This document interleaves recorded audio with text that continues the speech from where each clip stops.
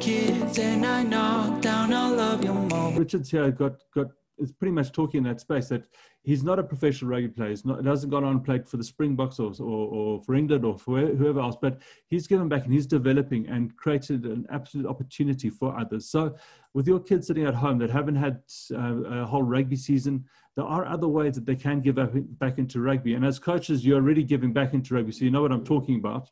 But Richard here is going to take it to a different level. So thanks for having me on today, Sean. Thanks for that introduction. I guess maybe for some context, I'm not a rugby coach, and I wouldn't say that I lean on others for the development work that we've been doing in Africa. I've done some coaching in the past. I was a teacher for 3 years. That was like sort of 13 years ago. But it was my passion for sport, rugby in particular, and actually Africa in general, as you said, Sean, having grown up in South Africa myself, and wanting to do something more beyond the role that I had at the time in teaching, where my exposure to kids that perhaps had access to better resources and coaches than most would. And I just felt like I wanted to extend my passion for sport and education beyond that particular environment. I was teaching at a very, very privileged school in the UK, and so wanted to do something different. So that was going back to 2011. And I'd always had this dream to drive through Africa. It was almost like I was heading home. I'd been back to South Africa a few times over the years, but for me, it was this dream to kind of combine an interest for sport, coaching. Obviously, I was coaching at the time when I was teaching. I guess the reason I say I'm not a coach is because a fair bit's happened over the last 10 years where I've become a bit more of a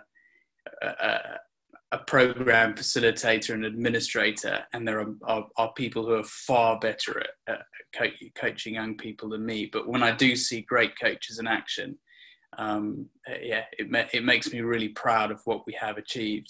But I guess, long story short, as best I can, that particular expedition that we ran, where I was able to get a few rugby passionate people together to come on this journey with me through 10 countries in Africa, kind of sparked this amazing journey since, with the organization that I founded, Bhubesi Pride Foundation, where we effectively use rugby as a tool for social upliftment in communities where sport, equipment, coaching resources, obviously coaches and facilitators and administrators and access to tournaments, all that sort of thing just isn't readily available.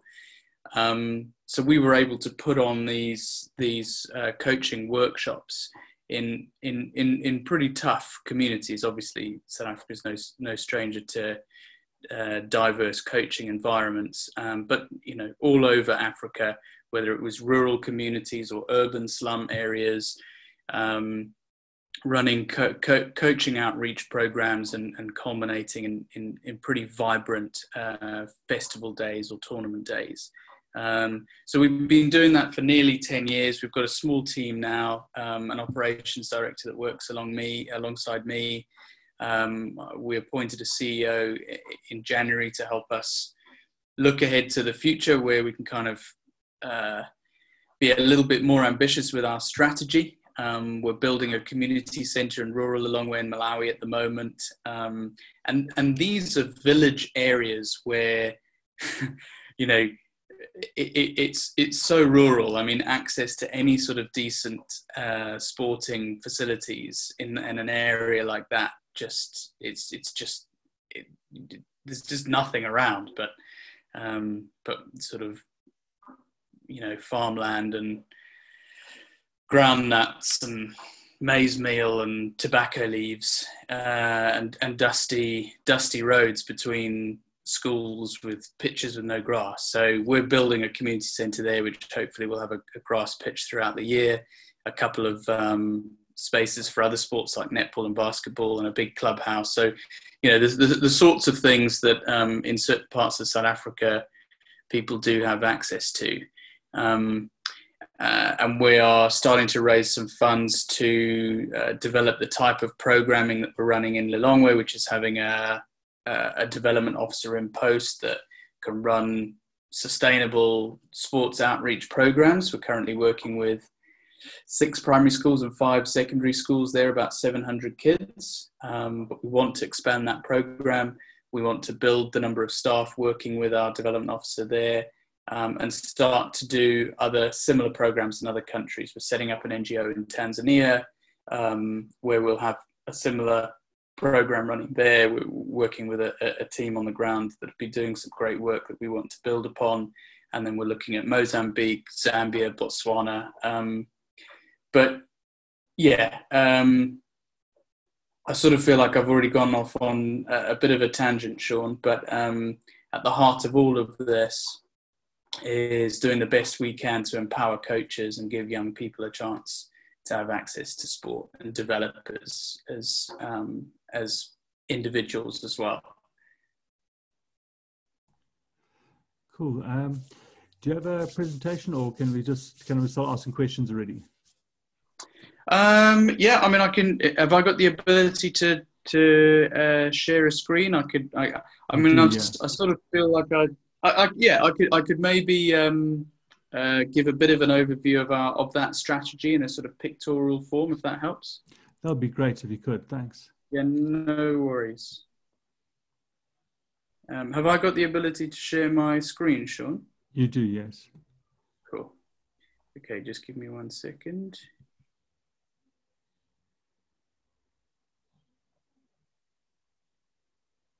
Yeah, hopefully this helps.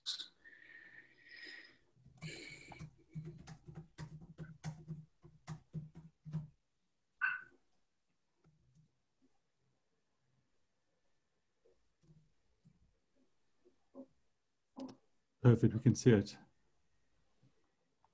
Nice one. Do I need to minimize that? I suppose that would help, wouldn't it? Is that okay, Sean? That's perfect. It's full screen for us. Cool. All right. Well, yeah, hopefully this will add a little bit more context. So we've been going since 2011, 2012.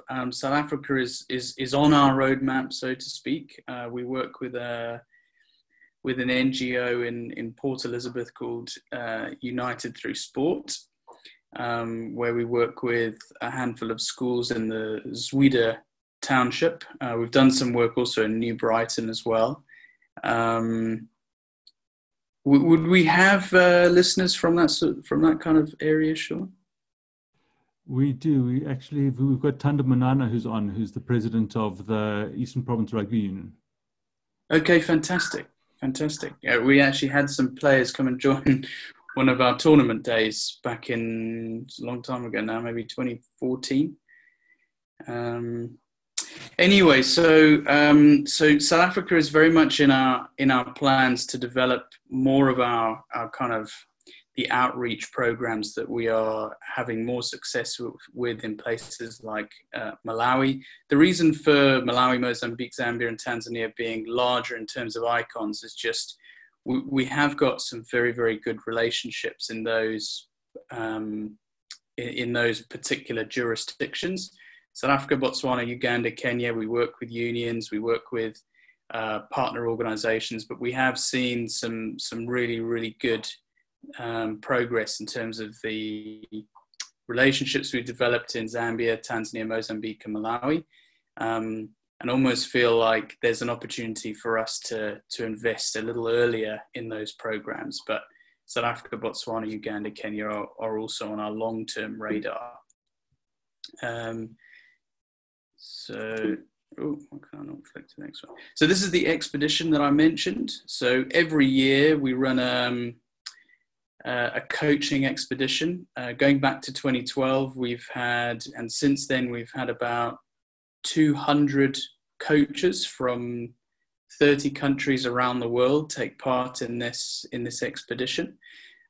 People from all walks of life and ages and backgrounds. We've had international players, Jacques Berger, for instance, from Namibia. We've had Maggie Alfonsi, who lifted the World Cup for England in 2014. Marco Mama, who actually grew up in Zimbabwe, plays for Worcester Warriors now. But then a number of youngsters who've just finished school and are really keen on their coaching, older coaches who have level 2, 3 qualifications, some educators. So a real mix of individuals, which, you know, every time we run these programs, and just to give you an idea of how it works, we simply have a minibus that starts at the northernmost point of this particular journey, so Kenya or Uganda, depending on our itinerary in any given year. And we will have a group of 10, 11, 12 coaches from all over the world who will be eagerly anticipating a 5, 6, 7-month expedition ahead of them, which travels through Tanzania, Malawi, Zambia, Botswana. We've previously worked in Namibia, but now Mozambique, South Africa. So those are our 8 countries. And people will join the expedition for anything from 3 weeks, 4 weeks, upwards to last year we had someone do 7 months for the first time. It really just depends on how our schedule pans out and how long people want to come for. They pay a volunteer fee to take part, but we try and subsidize our costs as much as we can through our relationships with in-country stakeholders and where we stay, and subsidizing our volunteer fees with some of our sponsors. But it's proven to be an amazing way of ensuring that we can continue to develop these relationships with the communities that we work with in each of these countries. And I must just say that whilst the countries are listed here, we work with specific communities in each of these locations. So top left here, where it says Mtema, it's a small area of rural Lilongwe. We work in parts of Maputo, we're in Arusha in Tanzania, Kabwe in Zambia. So we're in specific areas in each of these countries. The reason for the different colors as far as these icons go, so blue means that it's an initiative which is very much in place, whereas the lighter blue is a work in progress. So we, as I mentioned earlier, have a year-round active sports program with a development officer in post in rural Lilongwe. And we are working on developing something similar in Mozambique. In Zambia, we work with a brilliant guy, passionate about his rugby. He had a handful of caps for the Zambia national team, a chap called Tom Chaloba, who heads up an initiative that he ran called Die Hard Rugby. He coaches at Green Eagles Rugby Club, which is the main rugby club in town.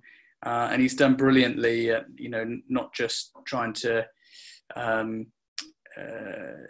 get the senior players have the best provision of coaching that he can afford to them, but also getting lots of youngsters, boys and girls, involved in youth rugby. In Tanzania, really exciting times.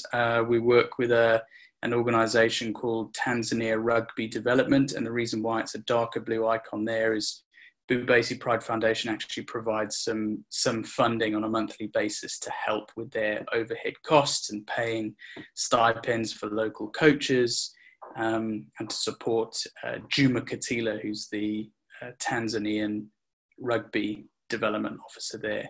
But we have bigger plans to support Tanzania's program in a bigger way in the immediate future.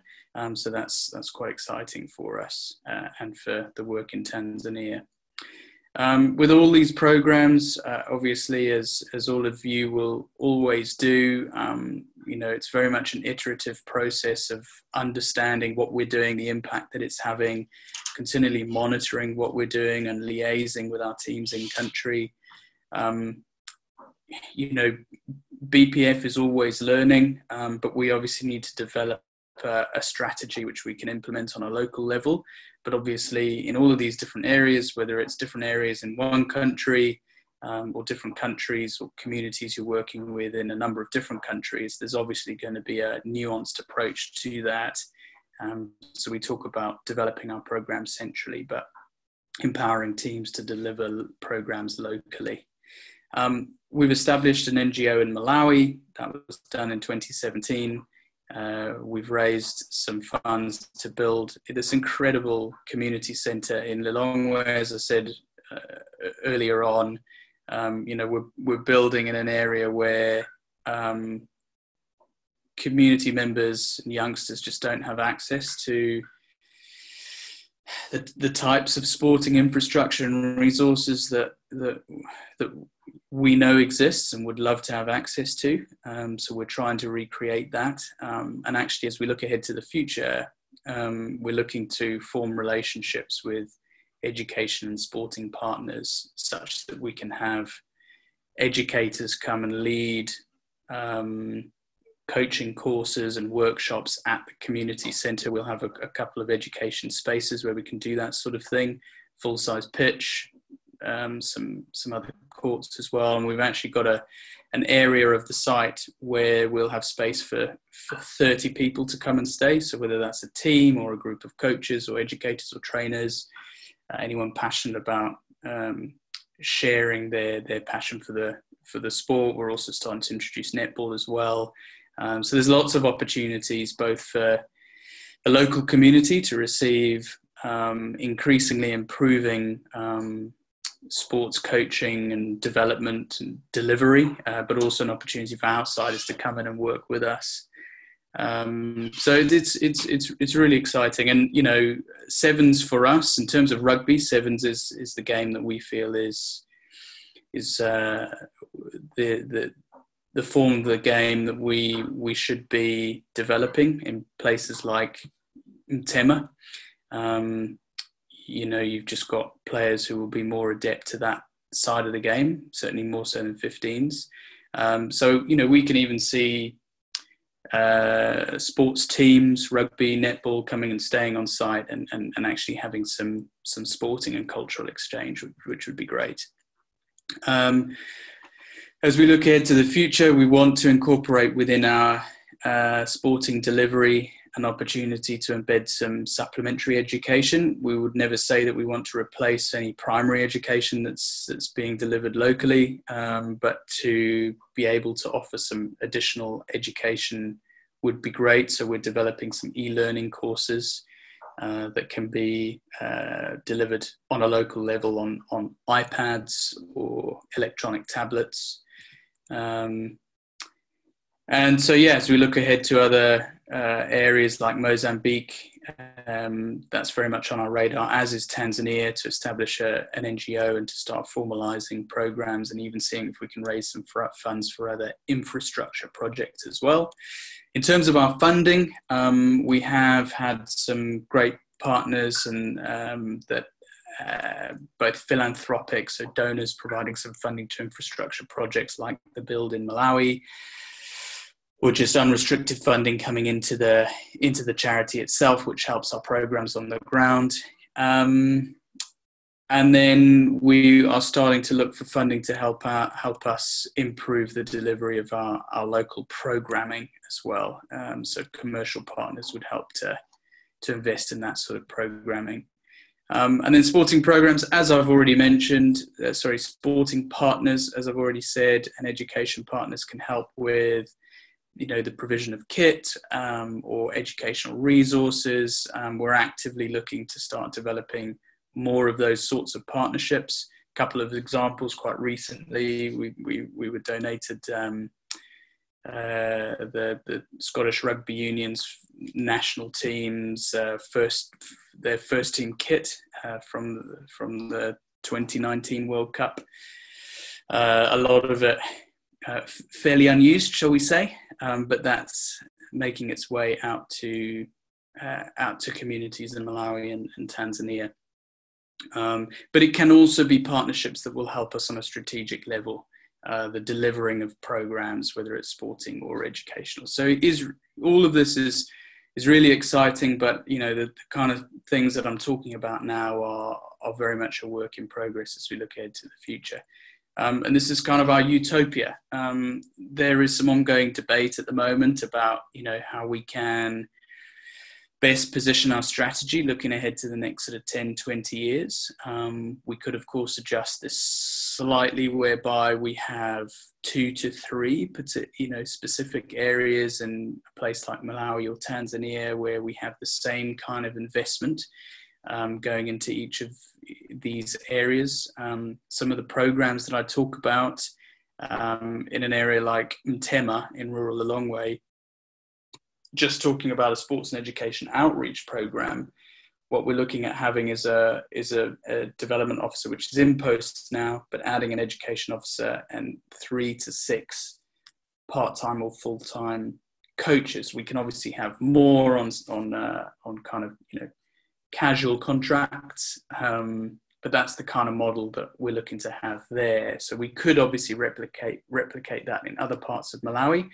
But at the moment, we do want to make sure that we can continue building on the programs and the relationships that we've built in these areas that you see in this map. So hopefully that gives a little bit more context. But I'm not sure, Sean, do you have some specific questions that you want to sort of drill down a little bit into the obviously conscious of making this relevant to you and your listeners? It's the first. Okay, we've been asked a question already. Do you perhaps host a competition where all these countries get together in one place to compete against each other? Yeah, really, really good question. As I mentioned earlier, we have this idea to be able to bring teams to stay at the community centre in rural Lilongwe, where we can start to do that sort of thing. But at the moment, what we've been doing is very much supporting these programs that are already in existence. And I think we have to be quite careful about, how and where we anticipate spending money. So obviously to bring teams from a particular area to go to another country, obviously we all know, traveling teams, there's a certain amount of money that needs to be invested in those sorts of activities. I personally would love to see that happening long term. And as we establish our centre in Malawi and potentially look at other similar infrastructure projects elsewhere, given that we have all these relationships in 8 countries, it would make absolute sense for us to have more of this exchange between countries. One of the things we would probably do before teams play against each other would be that we perhaps bring coaches from other countries to a central location, such as rural Lilongwe, where we're able to deliver some tangible workshops or training that would, those individuals can go back to their communities with and implement where they are. I think that's the sort of thing which would probably have more of a lasting impact in the shorter term. But longer term, definitely would love to do more of those sorts of international type tournaments. I really like that develop centrally, deliver locally idea. A lot of what happens, and it's a big problem here that we have in Africa, is that people come from outside of Africa with one idea and you ship it out across the board. And with your tagline, it's more, yes, you've got a central idea, but each region does it slightly in their own way. They stick to the what works in their region, and it's learning from what the guys do locally. So how do you actually do that? How do you get guys to buy in and develop their programs centrally designed, but then unique for each region? Yeah, really good question, Sean. And actually, it's quite topical for us at the moment.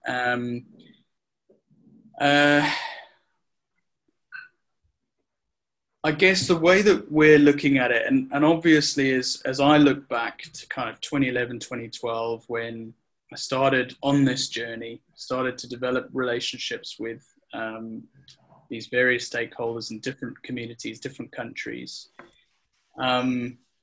We've kind of been able to grow those relationships quite organically. In doing so, it's so important that you build up a level of trust. Trust in terms of a working relationship, but also that there's a trust and a belief that the direction that you feel that you need to go in it is shared by everyone. So I think, yeah, it's very much a process of empowering and giving ownership to everybody who's involved in that process. I think there's a couple of risks involved with the process as well. So I think if we were to just say, right, this is what we propose for a particular program in your area. We're going to maybe raise X amount of money for that particular program to enable you to run that program. But if we maybe left it at that with a sort of general framework for, say, a 5-year program structure, and we said, okay, guys, you run with that. I think there's a limit to the amount of two-way accountability that is had with that type of model.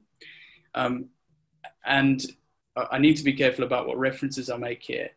But with some of the progress that we're making with the communities that we're working with in each of these different African countries, we also have to protect our organizational, I suppose it is reputation, but also the models and the structures that we're building. So if we're going to be, which ultimately we will be, setting up NGOs under the Bhubesi Pride Foundation brand, then obviously, and ultimately establishing local teams and a board of directors that will liaise with BPF and its operational staff, but also our board in the UK, then what that does is it just creates, right from the very beginning, a transparent, but I want to say transparent and collaborative approach, but it means that everyone is accountable to the long-term impacts and goals that you're trying to achieve. Does that make sense, Sean? Because it is a really, really fine balance. And I know, and again, I won't make any references, but there is a couple of rugby brands, global rugby brands, that I don't think they are fully aware sometimes that their brand is being used as a means to obviously generate interest for the sport in a particular area, but it isn't being properly administered by the brand where it came from, and I think there are some inherent risks there. But the thing is, what's really, really important is, whilst I'm kind of talking about it through a bit of a nuanced approach here, it's really, really important, we feel, that there is collaboration and trust throughout the process. Because, even 10 years down the line, I'm not going to sit here and say I know the intricacies of how to develop sevens in different parts of Zambia, because I don't have, all those relevant skills and experience to be able to apply that. So if we can provide the support, and as much of the structure that we feel is a good direction to take, and present that to our local teams on the ground, then it is then over to them to make sure that their local delivery suits their local environment. I think that's basically it in a nutshell. In South Africa, we kind of use the term just enabling people to express themselves and to get certain programs up and running. And you guys have created a system where you can enable them to get them running. You're not dictating or anything like that. Yeah. And it's great. We've actually got Leonard Lubambula, who's actually messaged us saying that he's always proud to be part of the Bhubesi program here in Uganda. If you don't mind, Leonard actually would like to actually just get him to talk a bit about his experience and how you guys have uplifted his community or his area or working under him. So let me just enable Leonard.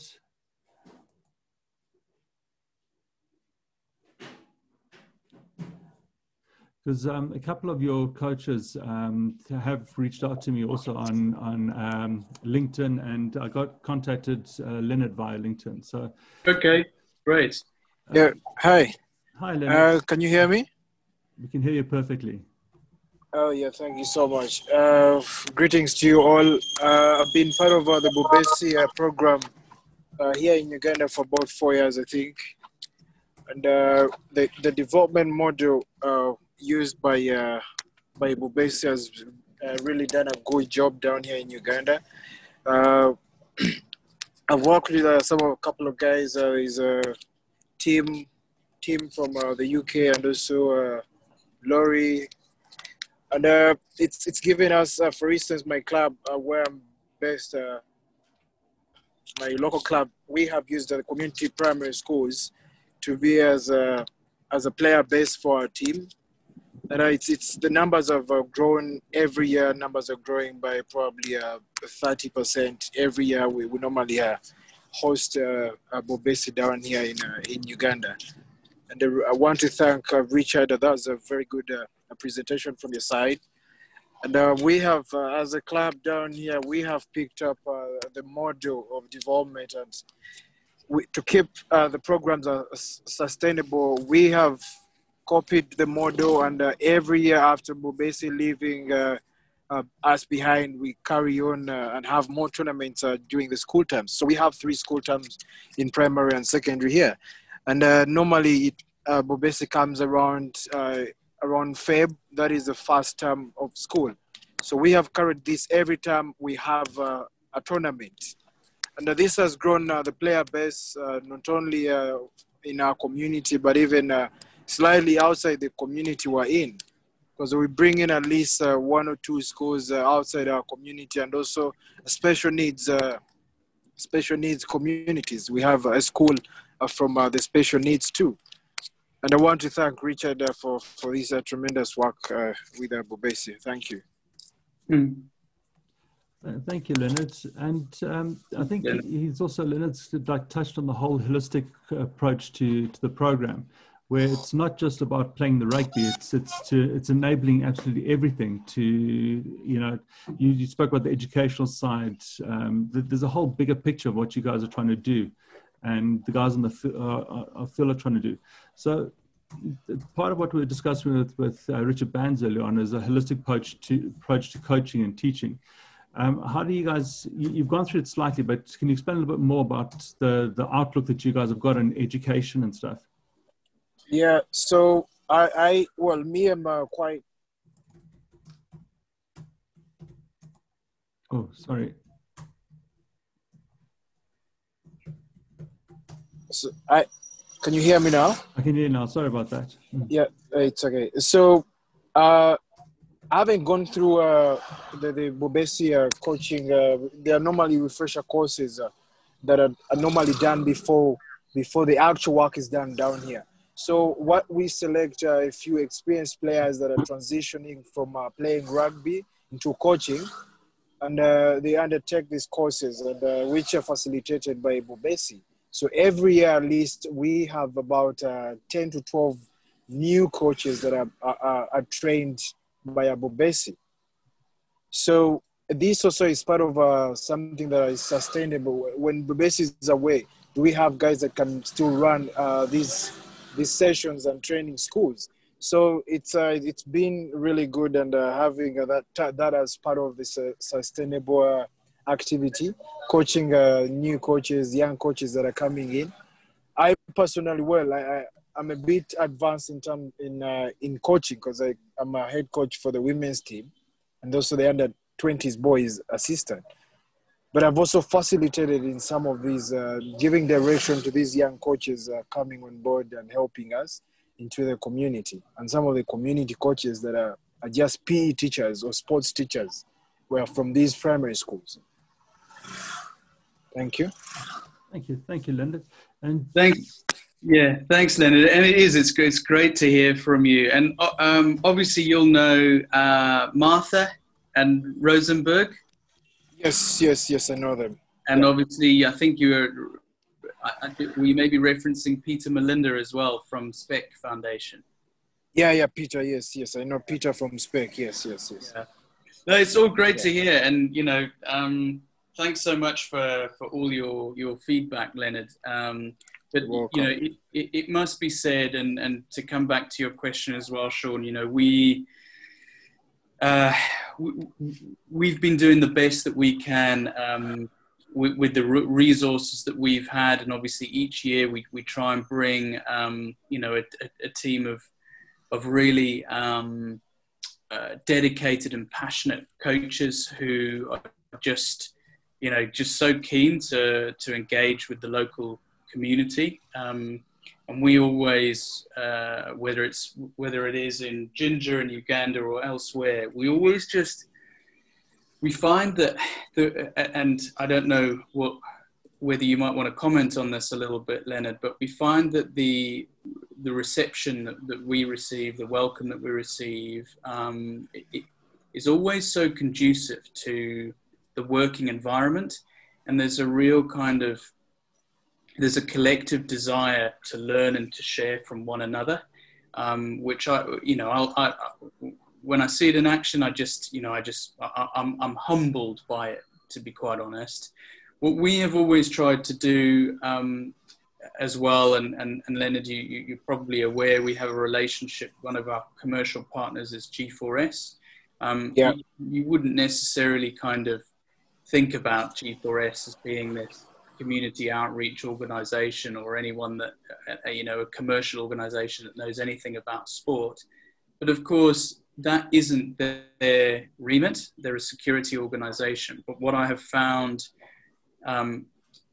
really helpful with all of the business units in each of the different countries that we work in is that, once again, you've got employees who have been given this opportunity by head office to say, you've got a chance to link up with coaches from other parts of the world who are here to share their passion for rugby in the community. You've got, in Leonard's case, Ugandan coaches who are teaming up with these coaches from outside to run these programs and do the, as I say, the learning and sharing of coaching philosophy with each other, which in itself is just a great thing to do, and then culminating in tournament days. So it's a really vibrant experience, and I think it ultimately, our sort of strapline objectives are unite, empower, inspire, and even over the course of a week or 2 weeks,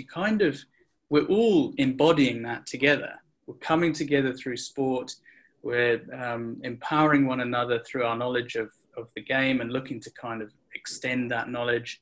And we're just we're inspiring each other, whether it's more kids to get involved, whether it's more coaches who want to learn about how to coach or referee or administer tournaments. And we can obviously, we're sharing that message on a global level, which sometimes is quite difficult for communities such as Leonard's to obviously get that out to the, to an international audience. So it's very much collaborative.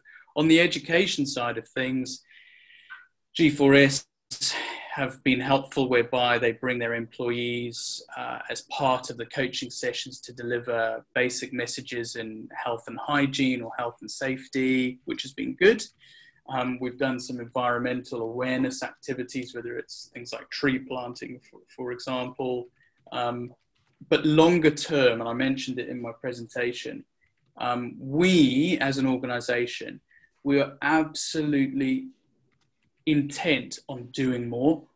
So Uganda is one of those countries where we haven't been able to take our programming to the next step. But whether it's Uganda or Malawi or Mozambique or Tanzania, we are intent on taking our work to the next level, whereby we're able to start to assemble these local teams, start to give individuals the opportunity to deliver the programs that we're helping to support, and people are getting, you know, paid fairly for the work that they're doing.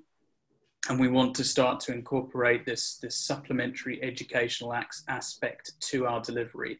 And as I mentioned earlier, we're still working on it, but it will be through the use of electronic tablets or iPads, where we've got these kind of 2 to 3 hour courses that an education officer in an area like Jinja or Arusha in Tanzania or wherever it is can help to deliver those courses. And it means then that we're obviously able to just get a bit more helpful information out into the community, where maybe into certain communities where maybe access to that sort of education isn't always readily available, but we can also track the impact that that's having. And it must be said, good or bad, you know, because we've got to obviously learn from any sort of additional delivery that we start to implement.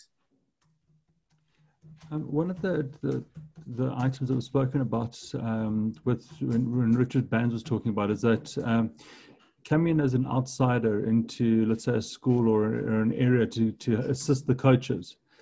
Some of the coaches get a little bit offended by it, or they take exception to thinking that it's as if you are taking over or undermining their roles. How do you deal with that? Because it is an issue that Richard speaks about, and he's got no intention of taking anybody's role. He's just there to assist and then and enable the coach to coach better. So how do you guys deal with that, or don't you really have that problem because of your structure? No, Sean, it's again, it's a really good question, and I think it comes back to the point I was making earlier about the importance of building relationships and building that level of trust. Let's be honest about this. What you're saying is we don't want to come in from outside as a patronizing force of individuals that are effectively saying, and we're talking broadly here. I'm not necessarily just talking about, you know, specifically the work that we do. But you're effectively saying, what you're doing isn't good enough. Let me show you how to do it better. But the thing is, there's ways about going about that sort of, that process. Effectively, if a community or a school or a club feels that there is a need for outside expertise to come in and assist them, even when the decision has been taken on both sides, either that club or whoever they're working with to potentially come in, even when the decision has been taken, okay, yes, let's do this, then there's a ways and means of then conducting that type of activity.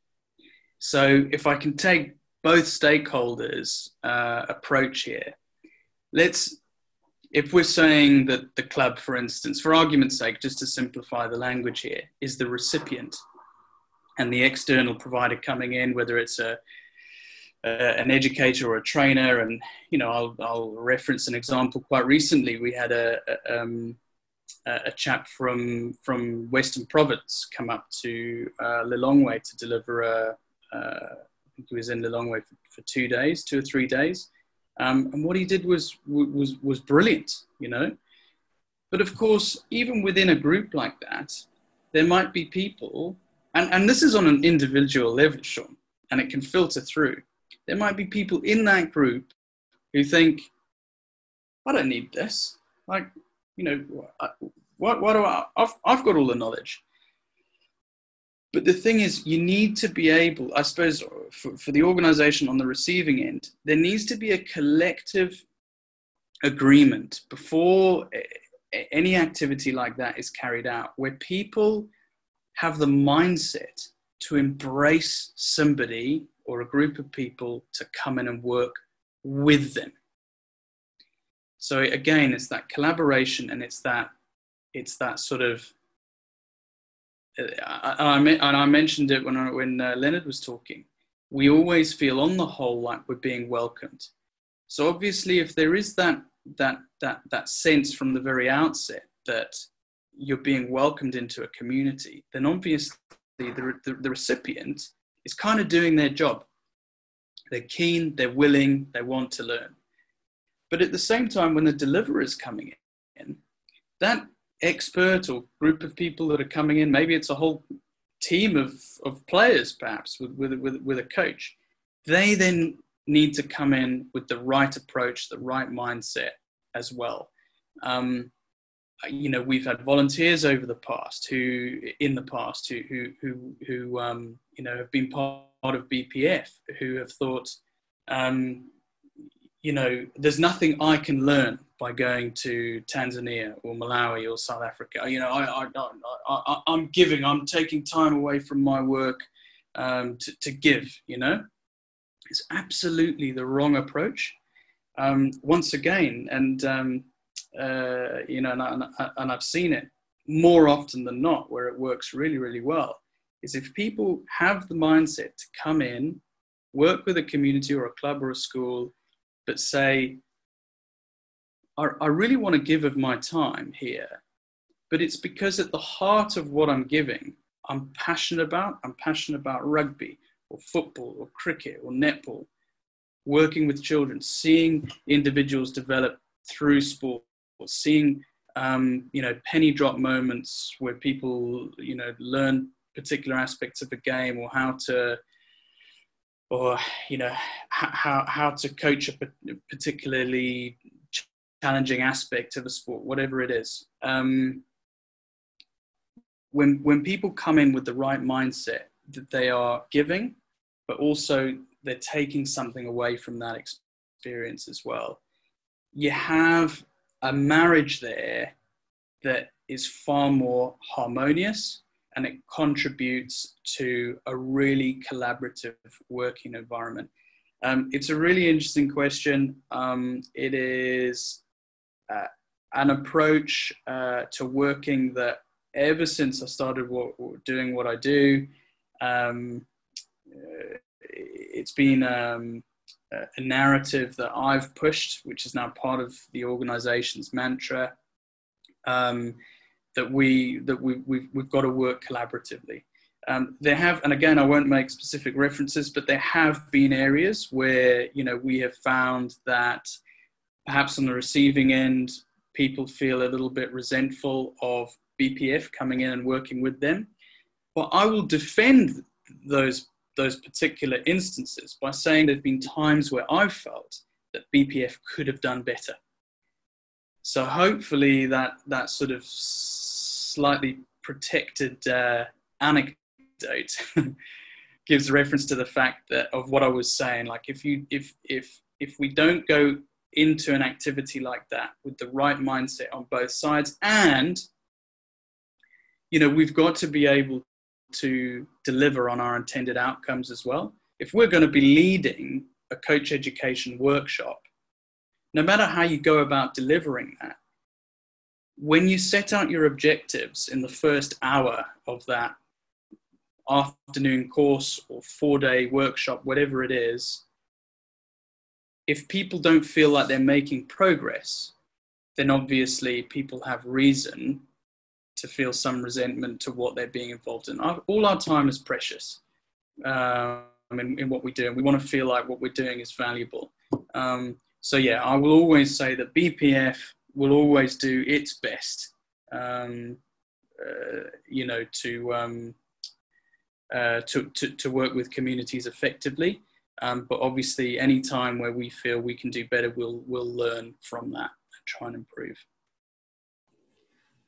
Then, because of that, you've got to be very careful and cautious as to who you accept or who you work through, especially from the BPF side, who your partners are that you take out there. How do you sort through who ends up working for BPF? How do you sort who your partners are? So in terms of our volunteers that work with us, we have a 4-stage application process. So obviously we've got an inquiry form, which effectively just registers somebody's interest. Excuse me. And then we have a pretty intense application form, which is followed up with 2 interviews and coupled with us reaching out to referees for references. We obviously need to make sure that those individuals align with the values of BPF and what we do, but also that they abide by our code of conduct and our terms and conditions, which everybody has to buy into.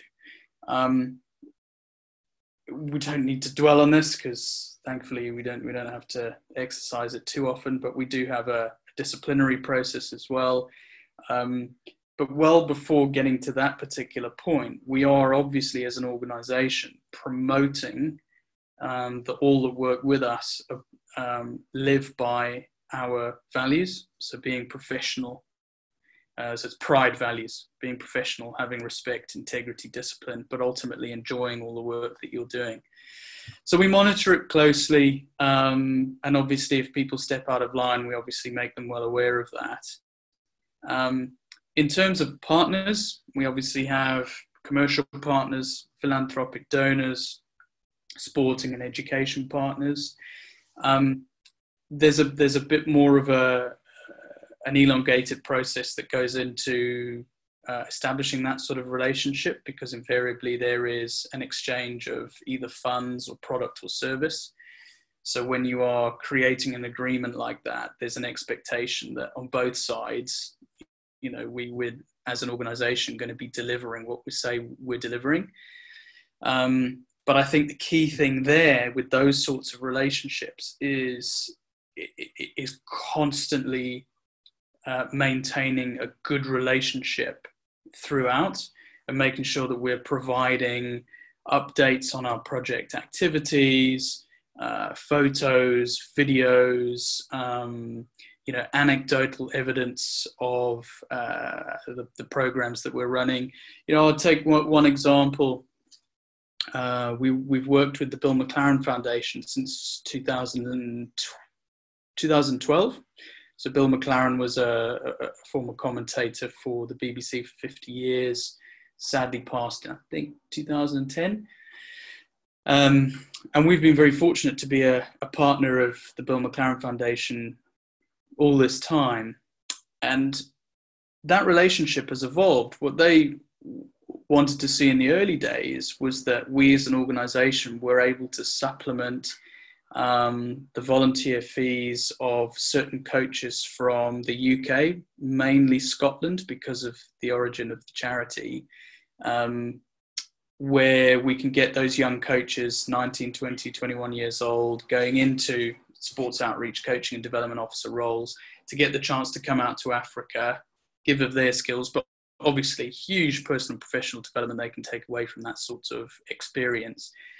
But as things have evolved, we have said to the Bill McLaren Foundation, there's a real opportunity for us to additionally or supplementarily invest in African coaches to take part in our expedition, effectively giving African coaches a chance to travel from their own club or community or where they live to another African country. And again, affording that sort of experience. But of course, being able to take, in this instance, the Bill McLaren Foundation on that journey with us, where we're able to justify that slight change in direction and how we use their funding, but also able to evidence to them how their funding is having a tangible impact is really, really important.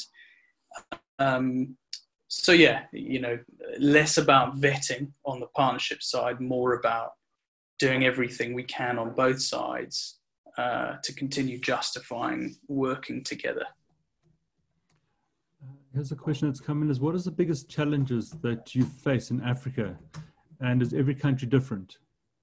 I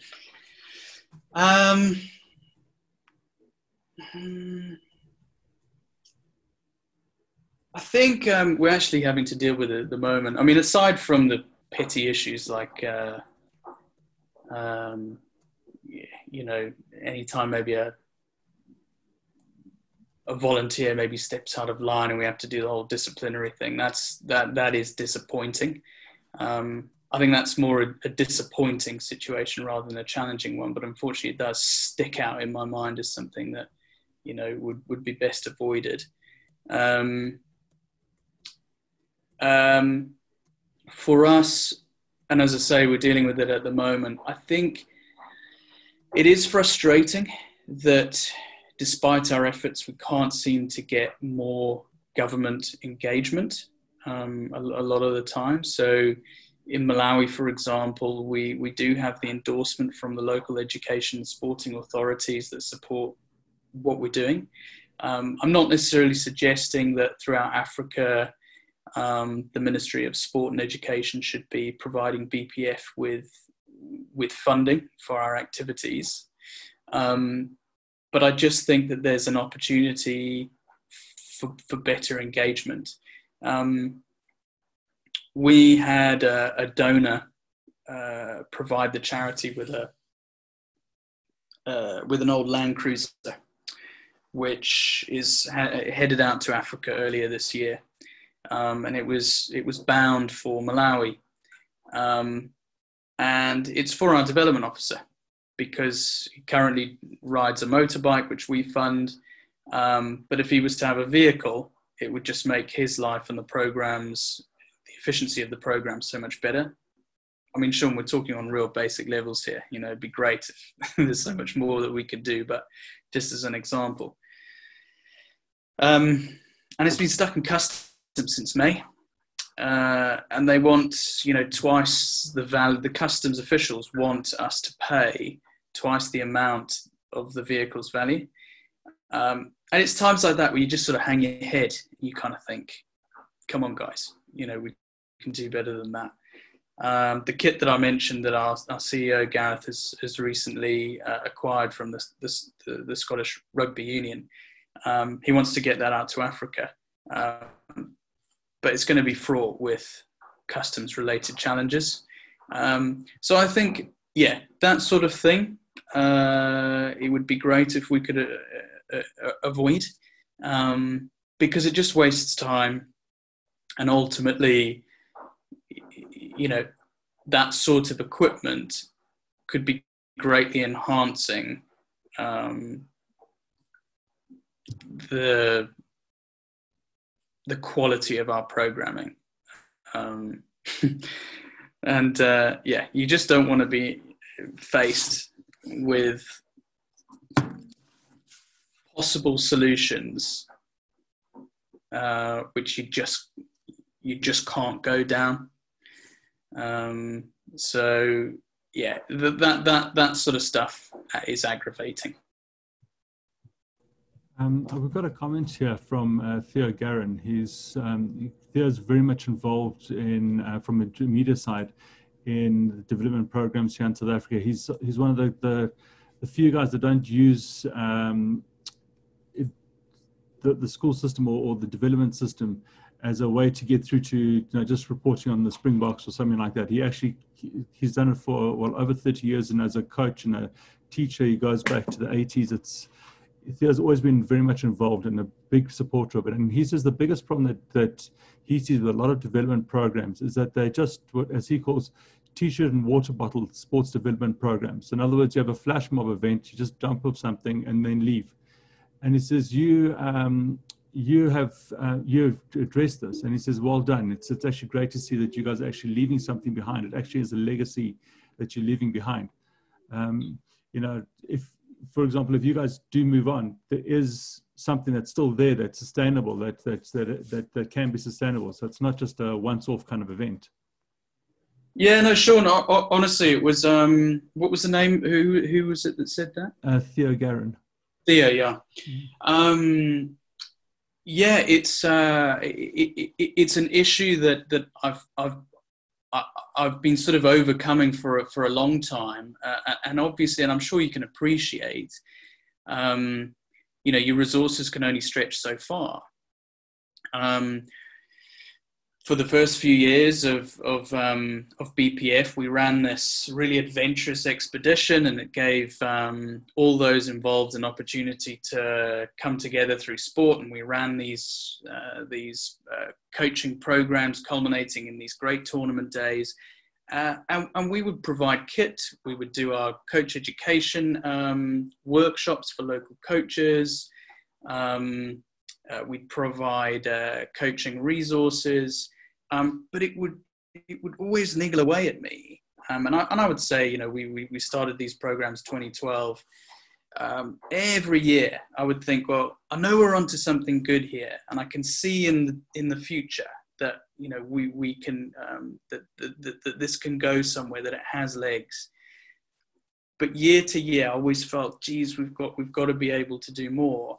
And when we started improving our relationship with G4S, our leading commercial partner, in 2014, I said, we've got an opportunity to initiate some programs and some projects with the communities that we're building great relationships with that will have more of a lasting impact. So in 2015, we started to initiate what we call legacy projects. It's a bit of a naff term, I think some people would say, but you know, it kind of describes what we're trying to do. But we did some great things and continuing to do great things. We improved security infrastructure in a school in Botswana. We provided IT equipment in a school in Zambia. We improved the facilities at a center for severely disabled children in Walvis Bay in Namibia. We have raised funds to build a couple of spaces for sports, 2 township schools actually in South Africa, working in partnership with some other partners. And obviously now, and this is the real trigger for me, you know, 2015, 2016, when I could see that in rural Lilongwe, we had this really receptive community. And I just thought that, you know, we've got to be able to do more than, you know, as Thea was kind of referencing, this kind of traveling circus thing, and beyond, you know, the idea of trying to work with a big partner like G4S to initiate these legacy projects. And that was when we took this huge leap to set up an NGO in Malawi, start to formalize a paid role for a development officer, and procure this 7-acre plot of land. And, you know, we started the build and the fundraising for that at the start of 2018. We've been really successful in raising a lot of money, and even through this frustrating year of COVID, we've been able to keep the build schedule relatively uninterrupted throughout this year, and we should have this incredible community centre built at the end of this year.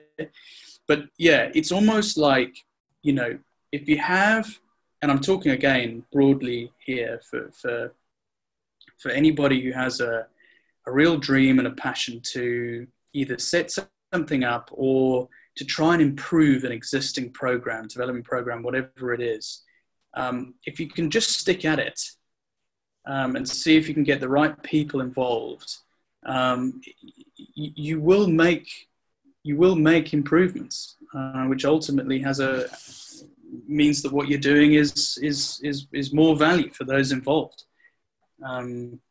So yeah, I'm pleased that collectively we were able to sort of respond to some of those issues early on, and yeah, we're well beyond those and on the right path now, I think. This last thing, how can people get involved if they need to get involved with you guys?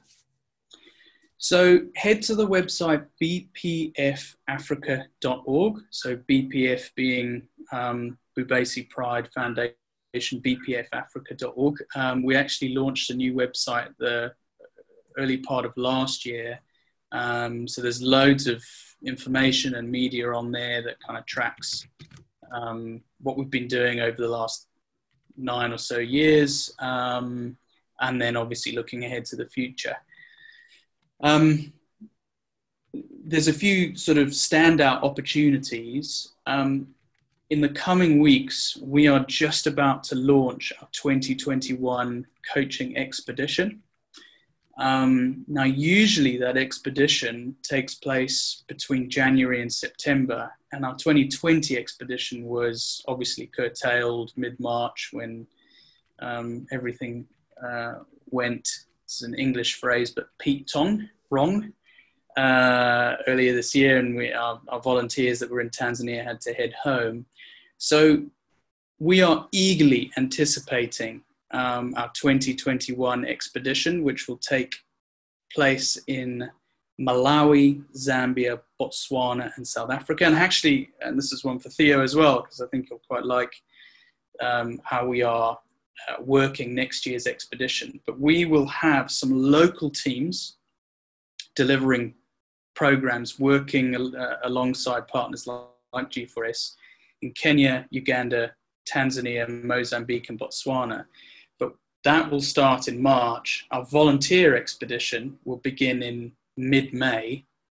And like I say, we'll run longer programs in Malawi, Zambia, Botswana. And when we're in Botswana, our volunteers actually link up with the locally delivered program in Francistown. And then we continue to South Africa. It will be a slightly different expedition next year. As I say, it's 10 weeks rather than we sometimes run a 5, 6, 7 month expedition. And the way that we're doing it is that people can take part in 1, 2, or all of the 3-week blocks. So that, or 3.5 week blocks. So the first block is Malawi and Zambia. The second block is Zambia, Botswana, and then we finish up in Port Elizabeth, South Africa, but it's still a 3-week block. And then the final block is in South Africa alone, so working with partners in Port Elizabeth, and we work in partnership with the Blue Bulls in Pretoria as well. So if anyone wants to take part in any of that, and we've actually, this is hot off the press, Sean, so you and your users will be first to hear this, but we've actually been granted some warm-up match tickets from the SA Rugby Union.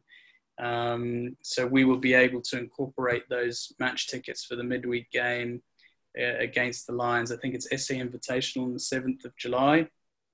And then the Blue Bulls warm-up match on the 17th of July as well. So we've got tickets for our volunteers. But this will all go live on our website in the next couple of weeks when we've finalised everything. And then the other thing, you know, our expedition we run on an annual basis, but also if people are interested in coming to see what we're doing in Malawi, also please get in touch. There's some information on the website about that as well. But you know, we will soon be taking groups to Malawi as soon as it's finished, probably middle of next year onwards. It really just does depend on how, you know, the coronavirus does or does not continue to affect travel permissions internationally. But long-term expedition, Malawi, yeah, those are definitely ways to get involved.